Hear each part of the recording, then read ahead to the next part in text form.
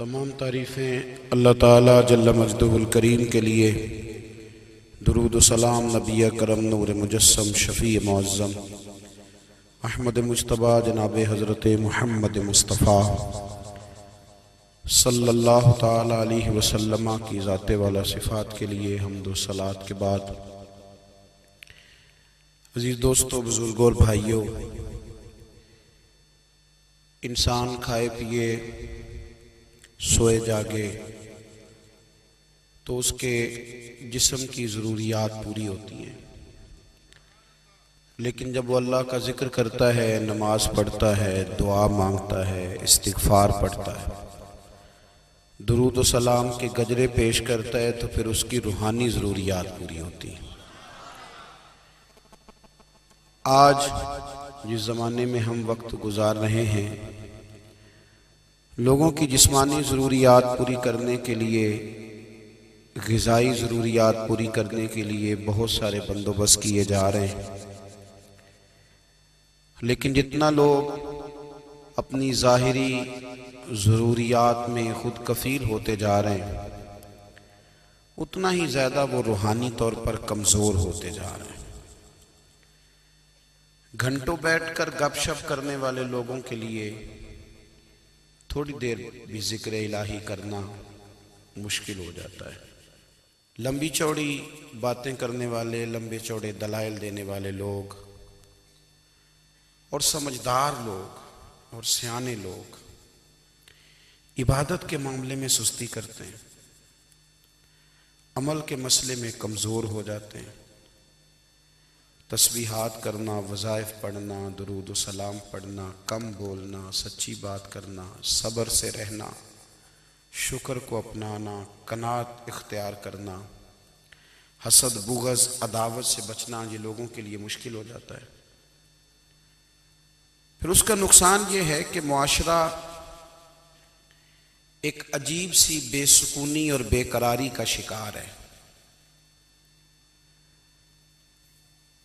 جیب میں بہت زیادہ پیسے رکھنے والا، خوش شکل نظر آنے والا، پیٹ بھر کے روٹی کھانے والا شخص بھی ڈھونڈتا پھرتا ہے کہ آخر میں پریشان ہوں کیوں۔ آپ انسانیت کی تاریخ پڑھیں گے تو آپ کو معلوم ہوگا کہ انسان نے کبھی پتھر کی پوجا کی، کبھی معاذ اللہ چاند سورج کی، درختوں کی، بتوں کی پوجا کی۔ معاذ اللہ یہ غلط ڈائریکشن پہ تو چڑھ گیا، لیکن ایسا نہیں ہے کہ کوئی بندہ دنیا میں آیا ہو اور کسی کی اس نے عبادت نہ کی ہو۔ اس لیے کہ اللہ تبارک و تعالیٰ نے جس طرح ہمارے جسم میں کھانے کی طلب رکھی ہے، پینے کی طلب رکھی ہے، سونے کی طلب رکھی ہے، اسی طرح اللہ تعالیٰ نے عبادت کے لیے طلب رکھی ہے جسم میں۔ یہ تو ہوا کہ انسان گمراہ ہو گیا، غلط رستوں پہ چل نکلا، اس نے جھوٹے معبودوں کی طرف معاذ اللہ توجہ کر لی، لیکن وہ کسی نہ کسی کے سامنے جھکتا رہا، چونکہ اس کے وجود میں طلب تھی، شوق تھا اسے کہ وہ عبادت کرے۔ اللہ تبارک و تعالی جب مسلمان کو توفیق دے اور اللہ کی بارگاہ کی جانب وہ رجوع کرے، تو پھر اس کا رویہ یہ ہونا چاہیے کہ اس کی توجہ ہو اللہ کی جانب۔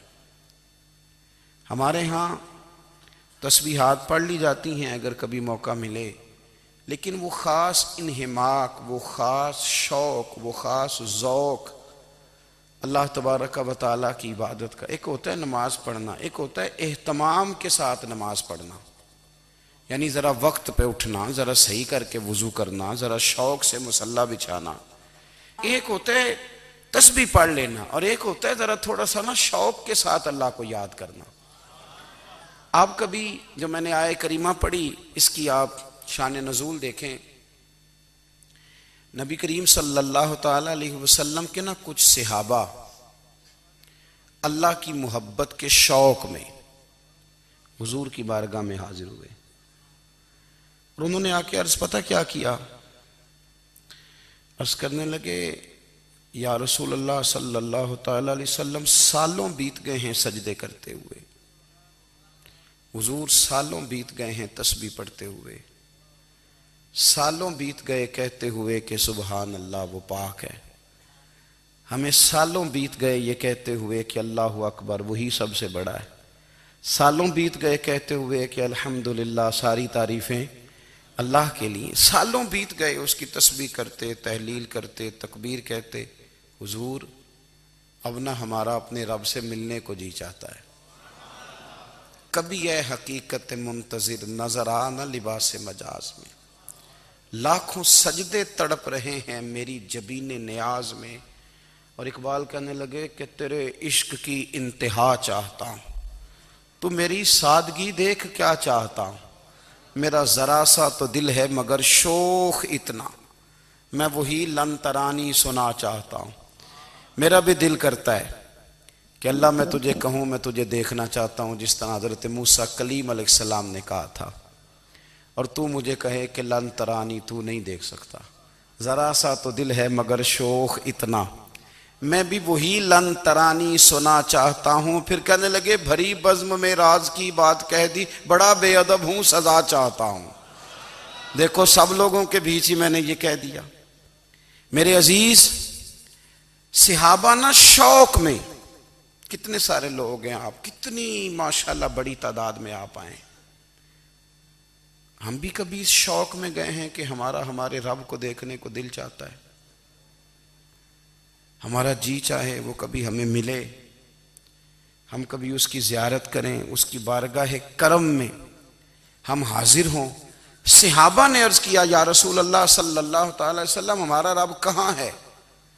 ہمارا نا اپنے رب کو دیکھنے کو جی چاہتا ہے۔ جب صحابہ نے یہ عرض کیا تو اللہ نے قرآن مجید نازل کیا، فرمایا وَإِذَا سَأَلَكَ عِبَادِي أَنِّي فَإِنِّي قَرِيبٌ، محبوب جب میرے بندے آپ کی بارگاہ میں آ کے میرے بارے میں پوچھیں نا تو ان سے کہہ دینا میں ان کے قریب ہی ہوں، قریب ہی ہوں۔ دلیل کیا ہے؟ آئی اذا دان، یہ جب بھی مجھ سے دعا مانگیں گے میں ان کی دعاؤں کو قبول فرماؤں گا، میں ان کے قریب ہوں، میں ان کے قریب ہوں، یہ جب بھی دعا مانگیں گے نا میں قبول کروں گا، میں ان کے قریب ہوں۔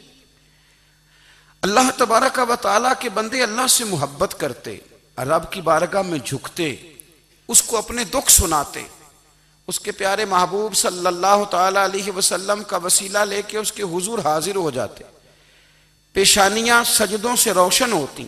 ہم نا ہر چیز کے لیے وقت نکالتے ہیں، ہر چیز کے لیے، لیکن عبادت کے لیے وقت نہیں نکالتے۔ ہر شے آباد ہے، ہر شے، ہماری فیس بک بھی آباد ہے، واٹس ایپ بھی آباد ہے، ہمارے ٹویٹر بھی آباد ہیں، ہماری ہر چیز آباد ہے، سب سے کم آباد ہمارا مصلی رہ گیا ہے، سب سے کم۔ وہ لوگ اب ڈھونڈنے سے ملتے ہیں جن کی بغل میں مصلی ہوتا تھا۔ میرے بھائی آپ کتنا کو دنیا کے پیچھے بھاگو گے تھکا دے گی، کتنا دولت کے پیچھے بھاگو گے تھکا دے گی۔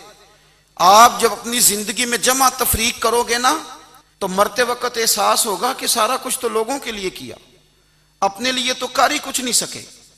اور ہم عبادت کے معاملے میں بہانے بازی بھی کرتے ہیں، ہم کہتے ہیں اوہو رزق کمانا بھی تو عبادت ہی ہے نا، تو میں حلال روزی کے لیے جا رہا ہوں یہ بھی تو عبادت ہے نا۔ میری طرح کے لوگ کہہ دیتے ہیں کہ میں سویرے اٹھ کے مدرسے میں کچھ اسباق دیکھتا ہوں تو یہ بھی تو عبادت ہے، میں بیان کرنے کے لیے مطالعہ کرتا ہوں تو یہ بھی تو عبادت ہے نا، اتنے لمبے سفر کر کے ملک میں دنیا میں گھومتا ہوں تو یہ بھی تو میں عبادت ہی کر رہا ہوں۔ اب اسپیشل نفلوں کے لیے وقت کس طرح نکلے، اسپیشل کر کے تسبیح میں کیسے چلاؤں، میں سارا کچھ ہم بہانے بنا لیتے ہیں نا۔ میرا سوال یہ ہے کہ یہ ساری باتیں صحابہ کو، نبی کریم کو، دیگر لوگوں کو بھی تو پتہ تھی نا، لیکن آپ غور تو کریں 23 سال حضور کو وقت ملا، مختصر وقت ظاہراً تبلیغ کرنے کے لیے، پوری دنیا میں دین بھی پھیلانا ہے۔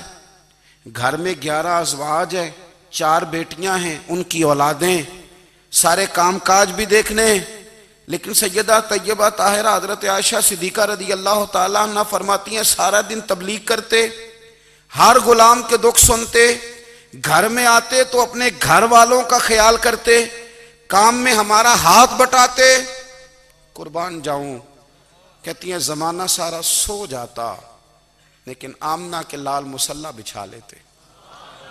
دنیا سو گئی ساری، سب سو گئے، جو خدام تھے، وہ جو غلام تھے، وہ سو گئے۔ صحیح مسلم میں لفظ ملیں گے، سیدہ پاک فرماتی ہیں او میرے نبی کے غلاموں، میں نے یہ رنگ بھی دیکھا ہے کہ حضور نے اتنا کھڑے رہے، اتنا قیام کیا، اتنا قیام کیا کہ مقدس پیروں میں ورم آ گئے، سوج گئے پیر، اتنے بڑے۔ دل پہ ہاتھ رکھ کے نہیں بتا سکتا کہ میرے کبھی نماز میں پیر سوج گئے ہوں، کوئی نہیں بتا سکتا۔ بچوں کی روٹی کماتے تھک گئے بات الگ ہے، ہم سیر کرنے گئے تو تھک گئے بات الگ ہے، لیکن عبادت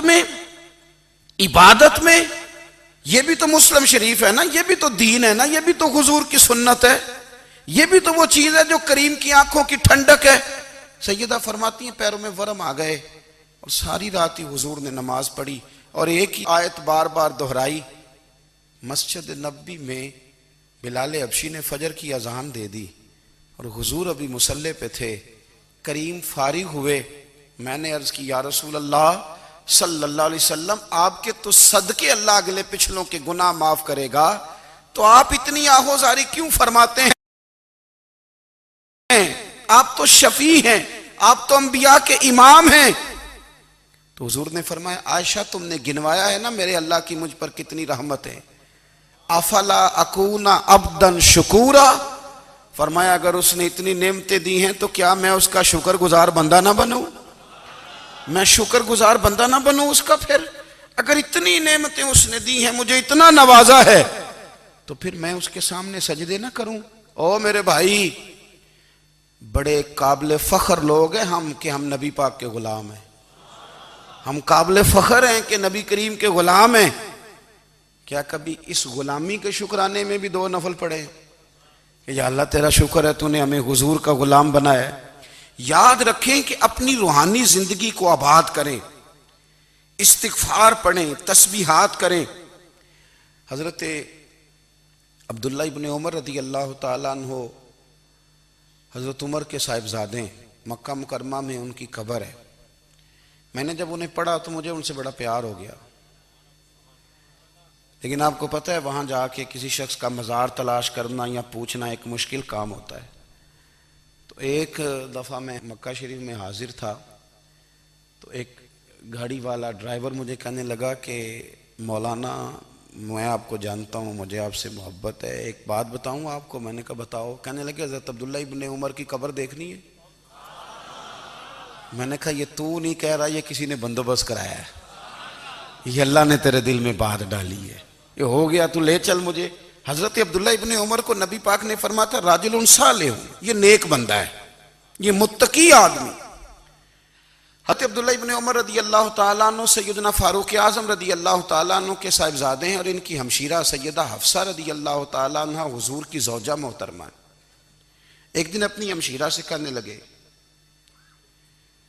کہ نبی کریم صلی اللہ تعالیٰ علیہ وسلم گھر میں آئے نا، اور اگر حضور غم امت میں پریشان نہ ہوں، طبیعت کو حشاش بشاش دیکھو، تو ذرا پوچھنا تو صحیح حضور کا میرے بارے میں کیا خیال ہے، پوچھنا تو صحیح کہ کریم کی بارگاہ میں میرا کیا مقام ہے، میرے بارے میں حضور کیا فرماتے ہیں۔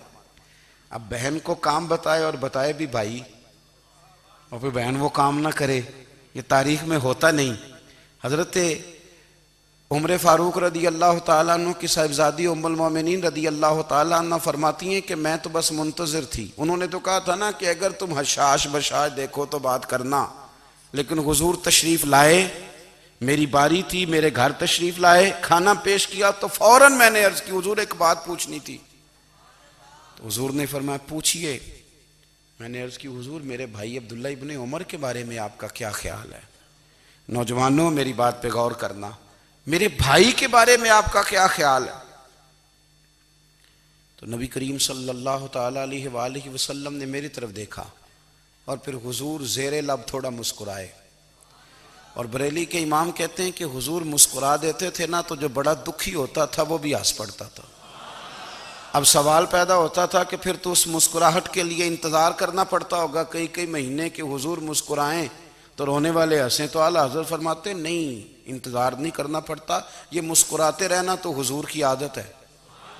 جس کی تسکین سے روتے ہوئے ہنس پڑے اس تبسم کی عادت پہ لاکھوں سلام۔ یعنی یہ تو عادت ہے حضور کی مسکراتے رہنا، اس کے لیے انتظار نہیں کرنا پڑتا۔ بھائیو آپ خیال رکھیں گے، غور کریں گے، حضرت عبداللہ ابن عمر رضی اللہ تعالیٰ عنہ کے بارے میں پوچھا تو سیدہ فرماتی ہیں کہ نبی کریم صلی اللہ تعالیٰ علیہ وسلم نہ زیر لب مسکرائے اور فرمایا حفصہ تیرا بھائی ہے تو اچھا، لیکن میں نے سنا ہے کہ عشاء کی نماز پڑھتا ہے تو فجر تک سویا ہی رہتا ہے۔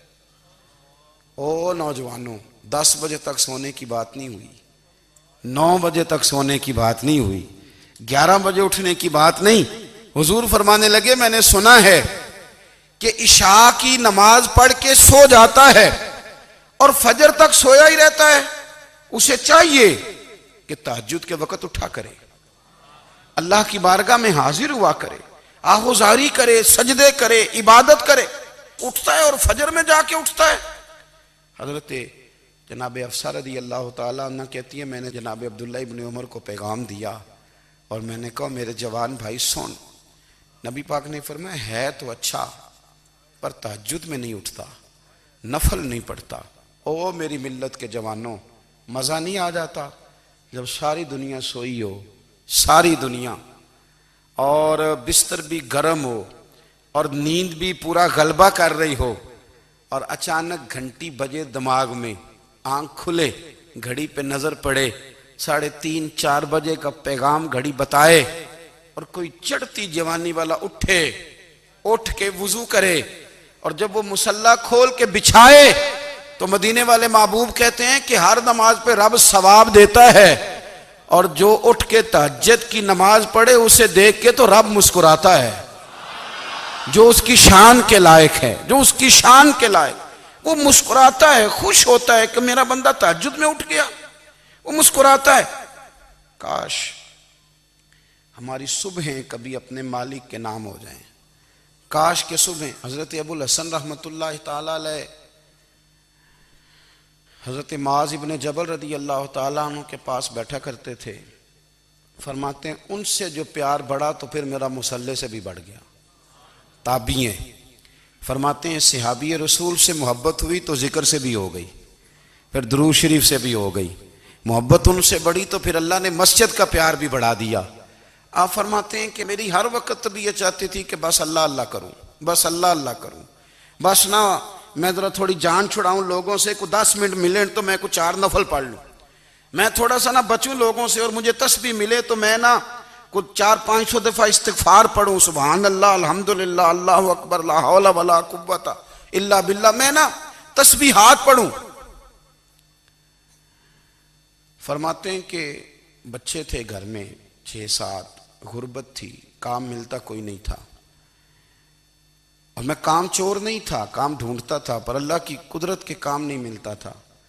فرماتے ہیں کہ میں نے ایک دن اپنی اہلیہ سے کہا کہ آج میں پھر جاتا ہوں کام ڈھونڈنے، تو میری بیوی بڑی فرما بردار تھی، پر اس دن نہ غربت کے ہاتھوں تنگ آ کے کہنے لگی آج نانا کوئی تو چیز لے کے آیا، تو مجھ سے بچوں کی بھوک نہیں دیکھی جاتی، یہ سب روگاں دا روگ محمد جس دا نام غریبی، کنڈ بلا کے لنگ جاندے نہیں دوست یار قریبی، آج نہ کچھ لے کے آیا تو میں بچے لے کے میکے چلی جاؤں گی۔ شیخ فرماتے ہیں کہ میں بڑا پریشان گھر سے نکلا، پر میں نے صبح سے لے کے زور تک کام ڈھونڈا، کام ملا کوئی نہیں، تو میرے دل میں خیال آیا چلو کام نہیں ملتا تو اللہ اللہ تو کرے نا، چلو بندوں کی مزدوری نہیں ملتی تو رب کریم کی عبادت ہی کرتے ہیں۔ فرماتے ہیں کہ میں نے نا فرات کے پانی سے وضو کیا، نہر کے، شدید دھوپ تھی، ساتھ ریت تھی اور ریت تپ رہی تھی، میں نے اپنا رومال وہیں مصلی کے طور پر بچھا لیا، اور فرماتے ہیں کہ زور سے لے کر عصر تک نماز پڑھی، دھوپ بھی پورے زور پہ، پر میرے سجدے کا ذوق بھی پورے زور پہ۔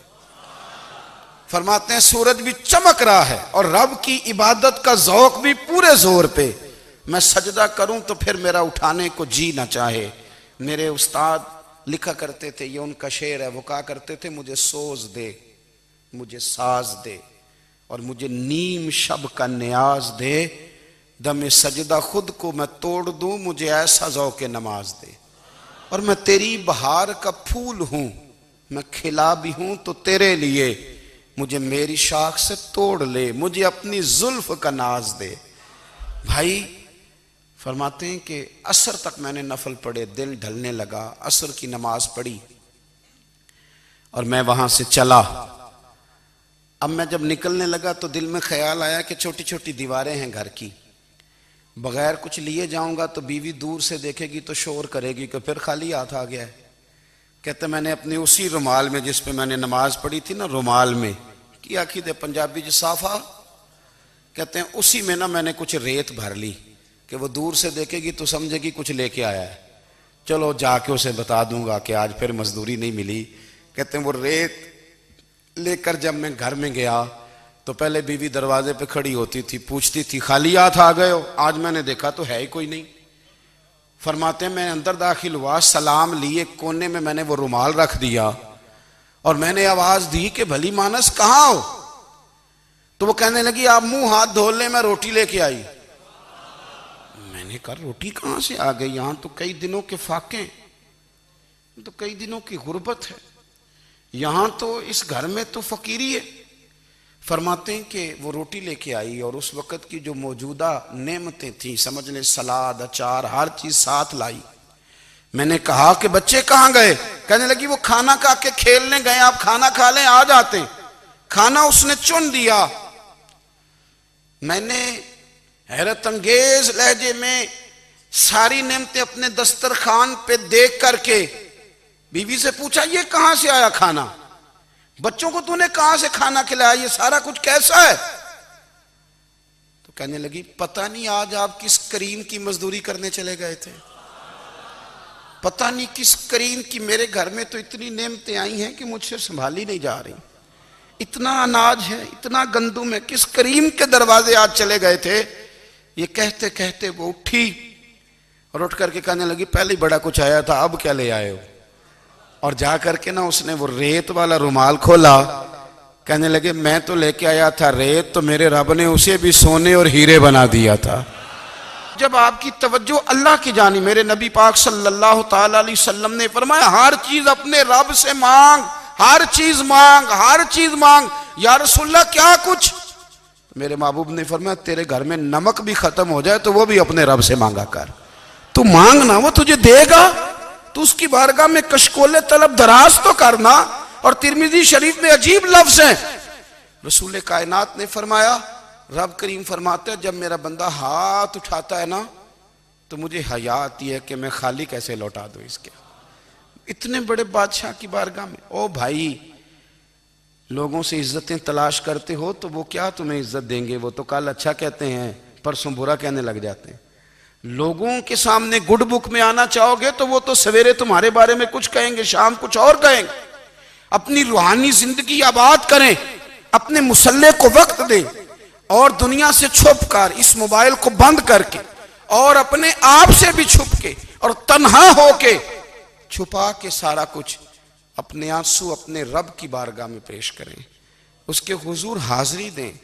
سنو نا ترمذی کی حدیث، اور اسے یاد رکھنا، نبی پاک علیہ السلام نے فرمایا اپنے دکھ لوگوں کے سامنے نہ بیان کرنا، سیٹھوں نوابوں کو نہ بتاتے پھرنا، دنیا داروں کے سامنے جا کے نہ رونا کہ میں تکلیف میں ہوں۔ فرمایا اگر دنیا داروں کو دکھ بتاؤ گے رب تمہیں کبھی غنی نہیں کرے گا، اور لوگ ہیں کہ الٹا مذاق اڑائیں گے۔ آپ کی جس سے بڑی پکی یاری ہے نا، پکی، وہ تب تک پکی ہے جب تک آپ نے 50,000 مانگا نہیں، اور جس وقت آپ نے کہہ دیا کہ میں مجبور ہوں میری مدد کر تو پھر ختم ہو گئی دوستی۔ لوگوں کی تعلقات آپ کے ساتھ تب تک ہیں جب تک آپ ان سے کوئی ضرورت وابستہ نہیں کرتے۔ کریم محبوب فرمانے لگے بندوں کے سامنے دکھ نہ بیان کرنا، اللہ تجھے کبھی غنی نہیں کرے گا۔ تو اپنے دکھ اپنے رب کو بتا، تو دعائیں مانگ، تو اس کی بارگاہ میں حاضر ہو، تو اس کے حضور عرض کر۔ فرمایا اپنے دکھ اپنے رب کو بتا، وہ جلدی کرے یا دیر سے کرے تجھے ساری دنیا سے بے نیاز کر دے گا، تجھے کسی کا محتاج نہیں رہنے دے گا۔ اپنے مسلح کو، اپنی دعاؤں کو. ایک بزرگ فرماتے ہیں میں نے دعا مانگنے کا طریقہ اپنی بیوی سے سیکھا. دعا مانگنے کا طریقہ اپنی، سیکھنے والے تو اپنے بچوں سے بھی سیکھ لیتے ہیں، سیکھنے والے تو ہر ایک سے سیکھتے ہیں. وہ کہتے ہیں میں نے دعا مانگنے کا سلیقہ اپنی بیوی سے سیکھا ہے. حضرت وہ کس طرح؟ فرمانے لگے میری بیوی نے نا مجھے کوئی کام بتایا، کچھ پیسوں کی ضرورت کے لیے کہا، تو میں نے اسے کہا کہ بھئی ابھی میرے پاس نہیں ہے، کچھ دنوں میں آتے ہیں تو میں دے دوں گا. عورتوں کی عادت ہوتی ہے وہ بار بار یاد کراتی ہیں. 2-4 دنوں کے بعد پھر اس نے کہا حضرت وہ میں نے کہا تھا کچھ پیسے، میں نے اسے کہا کہ ابھی میرے پاس نہیں ہے، کچھ دنوں میں ملتے ہیں تو میں تمہیں دے دوں گا. اس نے کچھ دنوں کے بعد پھر کہا حضور وہ میں نے کچھ پیسے کہے تھے. فرماتے میں نے ڈانٹ دیا، میں نے کہا کہ کیا تو روز مجھے شرمندہ کرتی ہے، کہا نا میرے پاس نہیں ہے، ہوں گے تو دے دوں گا، تو روز یاد کراتی ہے. فرماتے ہیں اس نے پہلے تو میری ڈانٹ کو سہا، پھر میرے سخت جملوں نے اس کی آنکھوں میں آنسو پیدا کر دیے، پھر اس نے اپنے آنچل میں اپنے اس دکھ کو سمیٹا، اور پھر اس نے ایک جملہ کہا تو میں رو پڑا اور مجھے اپنے رب سے مانگنے کا طریقہ آ گیا. مجھے کہنے لگی حضرت جی آپ نے ڈانٹ دیا میں نے سہ لیا، پر آپ ہی میرے شوہر ہیں، بتائیں نا آپ سے نہ کہوں تو میں کس سے جا کے کہوں. فرماتے ہیں میں رو پڑا اور میں کھل کے رویا اور میں تڑپ کے رویا اور پھر میری سسکیاں بند گئیں. تو مجھے کہنے لگی آپ کو کیا ہوا؟ میں نے کہا مجھے بھی دعا مانگنی آ گئی ہے. جب میں اسے کہوں گا نا اللہ تو ہی میرا رب ہے، میں تجھ سے نہ کہوں تو میں کس سے جا کے کہوں؟ میں کیوں کسی بندے سے سوال کروں؟ میں کیوں کسی دنیا دار سے کہوں؟ میں تیرے بندوں کا، نیک بندوں کا وسیلہ لے کے، تیرے محبوب کی غلامی لے کے تیری بارگاہ میں آیا، تجھ سے نہ مانگوں تو کس سے مانگوں؟ سمجھ آ گئی ہے. جب میں اس رنگ میں مانگوں گا تو پھر رب میرے اوپر بڑا ہی فضل فرمائے گا، وہ میرے اوپر بڑی رحمت کرے گا، وہ میرے لیے آسانیاں کرے. عزیز دوستو ہم اس طرح کرنے لگ گئے ہیں کہ ہم نے نا اپنے تعلقات پر اعتماد کرنا شروع کر دیا ہے. میرے تعلقات بہت ہیں. ہم نے اپنی دولت پر اعتماد کرنا شروع کر دیا ہے، میرے پاس دولت بہت ہے. ہم نے اپنے علم پر، اپنی شہرت پر اعتماد کرنا شروع کر دیا ہے کہ میرے پاس فلاں چیز بہت ہے. یاد رکھنا جب بے نیاز اپنی صفت بے نیازی دکھاتا ہے تو بڑی بڑی دولتوں والے مجبور نظر آتے ہیں. بھائیو جب انسان کا رشتہ اپنے مالک کے ساتھ ہوتا ہے پھر تو غم بھی کچھ نہیں کہتے، پریشانیاں بھی کچھ نہیں کہتی، پھر تو زندگی صبر والی، پھر تو زندگی توکل والی، پھر تو زندگی بھروسے والی. پھر انسان اپنے آپ کو رسوا نہیں کرتا، دنیا داروں سے امیدیں اس کی ختم ہو جاتی، امیدیں اللہ رسول سے لگا لیتا ہے، مضبوط ہو جاتا ہے، مضبوط، طاقتور ہو جاتا ہے، خوددار ہو جاتا ہے، باوقار باعزت ہو جاتا ہے. حضرت بہلول دانا رحمت اللہ علیہ بیٹھے تھے تو ہارون رشید حج کر کے آ رہا تھا، تو رستے میں حضرت شیخ سے ملاقات ہو گئی تو السلام علیکم کے بعد کہنے لگا حضور کوئی حکم ہو تو بتائیے گا. تو حضرت بہلول دانا فرمانے لگے تیرا رب کون ہے؟ اس نے کہا اللہ. تو فرمایا میرا کون ہے؟ کہا اللہ. فرمانے لگے تو بڑا ہی بیوقوف ہے، کیا تو یہ سمجھتا ہے کہ رب ہارون رشید کو تو دے گا اور بہلول دانا کو بھول جائے گا؟ تیرا بھی وہی رب ہے، میرا بھی وہی رب ہے. اس نے اگر تجھے دے کے آزمایا ہے تو ہو سکتا ہے مجھے نہ دے کے آزما رہا ہو. جب اس کی حکمت کے تقاضے ہوں گے تو عطا کرے گا اور دے گا. تو جا اپنا کام کر. بھائی اپنی روحانی زندگی، اپنی عبادات، اپنے وظائف، اپنے روزمرہ کے معاملات، اپنی دعائیں، اپنا استغفار. دیکھو کوئی مشکل کام تو نہیں، 2 رکوع ہیں سورہ واقعہ کی اگر رات کو پڑھ لی جائے تو. میں کس طرح یہ بات بیان کروں کہ تعویذ بانٹنا آسان ہے اور وظیفہ بتانا مشکل ہے. سارا دن تعویذ بانٹیں تو لوگ لینے کو تیار ہیں، اور اگر آپ وظیفہ بتائیں تو کہتے ہیں تو مشکل کام ہے. او خدا کے بندے، اگر آپ کا تعلق قرآن پاک کے ساتھ مضبوط ہو، قرآن پاک کے ساتھ اگر آپ کا رشتہ ہو، لوگ سفارشیں ڈھونڈتے ہیں نا دنیا میں، کوئی تعلق مل جائے تو میرا کام ہو جائے. دنیا میں اتنا مشکل معاملہ ہے، آخرت میں مجھے بتائیے گا کتنا مشکل معاملہ ہوگا. میرے نبی پاک صلی اللہ تعالی علیہ وسلم نے فرمایا جو لوگ سورہ ملک پڑھا کرتے تھے نا، سورہ ملک، یہ سورت ملک قیامت میں ان کی سفارش کرے گی. اور اس طرح کرے گی کہ کہے گی اے اللہ یہاں اس بندے کو جنت میں داخل کر دے یا مجھے قرآن پاک سے علیحدہ کر دے، تو رب فرمائے گا جا اس کا دامن تھام کے اسے جنت تک پہنچایا۔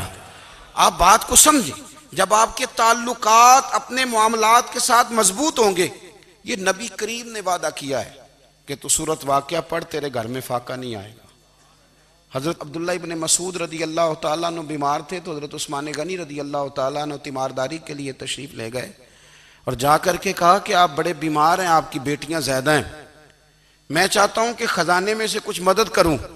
تو سیدنا عبداللہ ابن مسعود رضی اللہ تعالیٰ عنہ اٹھ کے بیٹھ گئے اور کہنے لگے امیر المومنین، اللہ آپ کو میری طرف سے میری بیٹیوں کی طرف سے بہتر صلہ دے، میری بیٹیوں کو کسی خزانے کی ضرورت نہیں، میں نے انہیں خزانہ دے دیا ہے۔